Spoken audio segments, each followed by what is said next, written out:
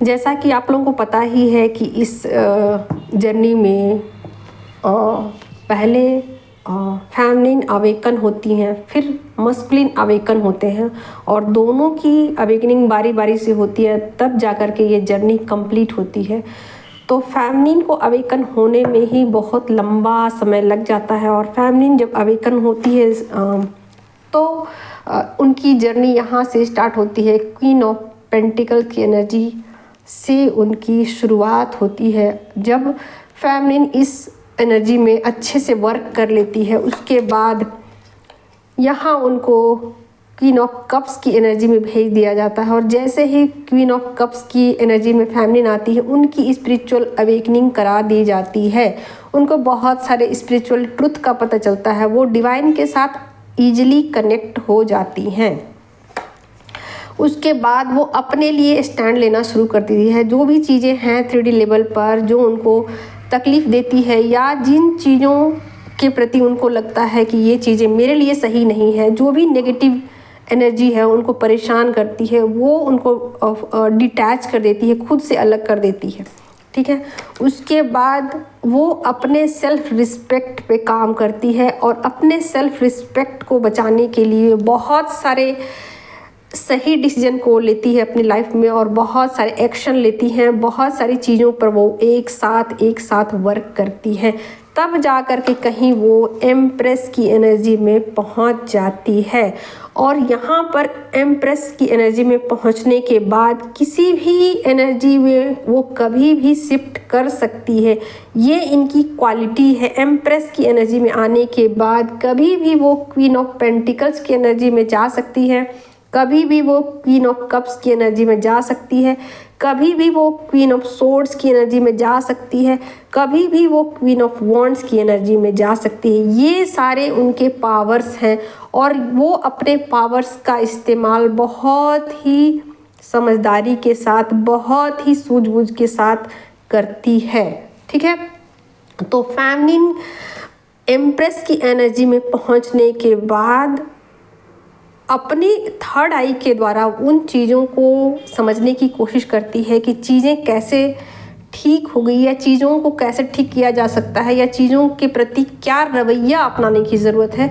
तो इसीलिए अपने मनपसंद टाइमलाइन में वो जंप कर जाती है। जब उनकी मर्जी होती है इस टाइमलाइन में वो जंप कर जाती है, जब उनकी मर्जी होती है इस टाइमलाइन में जंप कर जाती है, जब उनकी मर्जी होती है कब की एनर्जी में शिफ्ट कर जाती है। अपनी एनर्जी को कभी भी शिफ्ट कर लेती है।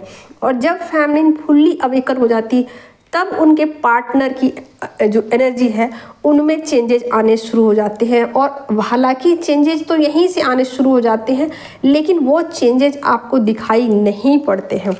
तो जब उनके पार्टनर जो हैं वो अवेकन होना शुरू होते हैं, तो सबसे पहले वो सेल्फ लव में आते हैं, यानी कि वो भी सबसे पहले किंग ऑफ पेंटिकल्स की एनर्जी में होते हैं, और यहाँ से उनका सेल्फ लव शुरू हो जाता है। ये अपने बॉडी के ऊपर काम करना शुरू कर देते हैं। जो भी उनके बॉडी लेवल पर ब्लॉकेजेज हैं, उस ब्लॉकेजेज को ख़त्म करने के लिए सारे एक्शन वो लेना शुरू कर देते हैं। उसके बाद अपने इमोशनल साइड को भी वो बैलेंस करना शुरू कर देते हैं। अपने रिश्तों को सुधारने की वो पूरी कोशिश करते हैं, अपने रिश्तों के लिए वो पूरा एफर्ट लगाना शुरू कर देते हैं, और इस तरीके से उनकी एनर्जी यहाँ से यहाँ शिफ्ट हो जाती है। तो ये अवेकनिंग का पूरा प्रोसेस है। ऐसा नहीं होता है कि अवेकनिंग रातों रात हो जाती है। ठीक है, फिर आप देख ही सकते हो यहाँ पर किंग ऑफ सोर्ड्स की एनर्जी आ जाती है। फिर वो इन बातों को समझ जाते हैं कि किन रिश्तों को अपनी लाइफ में रखने की ज़रूरत है, किन रिश्तों को डिटैच कर देने की ज़रूरत है, कौन से रिश्ते उन्हें ज़रूरत लगते हैं, किन रिश्तों को बेफालतू में वो ढो रहे हैं। तो इन चीज़ों को वो समझ जाते हैं, और जैसे ही समझते हैं उन रिश्तों से वो डिटैच हो जाते हैं। इससे पहले वो ये सब एक्शन नहीं लेते हैं, क्योंकि फेमिनिन की एनर्जी में ब्लॉकेजेज होते हैं। जब तक फेमिनिन की एनर्जी में ब्लॉकेजेज होंगे, यहाँ अवेकनिंग स्टार्ट नहीं होगी। ठीक है, तो जैसे यहाँ एनर्जी शिफ्ट होती है एम्प्रेस की फेमिनिन की एनर्जी में, वैसे तुरंत ही मस्कुलिन की एनर्जी में चेंजेज, भारी चेंजेज होते हैं और यहाँ वो शिफ्ट कर जाते हैं एनर्जी में, किंग ऑफ पेंटिकल्स की एनर्जी में आ जाते हैं। उसके बाद उनकी शिफ्टिंग जो है वो किंग ऑफ कप्स की एनर्जी में होती है। उसके बाद उनकी शिफ्टिंग जो है वो किंग ऑफ सोर्ड्स की एनर्जी में होती है। उसके बाद लास्टली उनको समझ में आ जाता है कि क्या चीज़ें करने की ज़रूरत है, किन चीज़ों को छोड़ देने की ज़रूरत है, तो वो किंग ऑफ वॉन्ड्स की एनर्जी में आ जाते हैं और फाइनली वो एम्परर की एनर्जी में पहुंच जाते हैं। यानी कि अब वो भी अपने मनपसंद टाइमलाइन में कभी भी शिफ्ट कर सकते हैं। यानी कि उनको अपनी एनर्जी की समझ हो जाती है और उनको समझ में आ जाता है कि वो कभी भी अपने मनपसंद टाइमलाइन में जंप कर सकते हैं। यानी कि कभी भी वो किंग ऑफ पेंटिकल्स की एनर्जी में जा सकते हैं, कभी भी वो किंग ऑफ कप्स की एनर्जी में जा सकते हैं, कभी भी वो किंग ऑफ सोर्ड्स की एनर्जी में जा सकते हैं, कभी भी वो किंग ऑफ वॉन्ड्स की एनर्जी में जा सकते हैं। यानी कि कुछ चीज़ों को वो अच्छे से समझ लेते हैं कि चीज़ों को कैसे डील करना है, चीज़ों को कैसे एनर्जी में कन्वर्ट करना है, यानी चीज़ों के साथ कब क्या कैसे किधर, ये सब कुछ समझदारी उनके अंदर तब आती है जब वो एम्परर की एनर्जी में आते हैं। और जैसे ही वो एम्परर की एनर्जी में आ जाते हैं वो इस एनर्जी से अपनी एनर्जी को मैच करा पाते हैं, बिल्कुल मैच हो जाती है, दोनों की एनर्जी सेम टू सेम हो जाती है। और यहाँ पर जब एनर्जी सेम टू सेम होती है तब ये एनर्जी इक्वल होती है, इससे पहले ये एनर्जी इक्वल नहीं होती है। और फेमिनिन को ये बातें टोटली समझ में आ रही होती है, सब कुछ बात उनको समझ में आ रही होती है क्योंकि वो अवेकन हो चुकी होती है।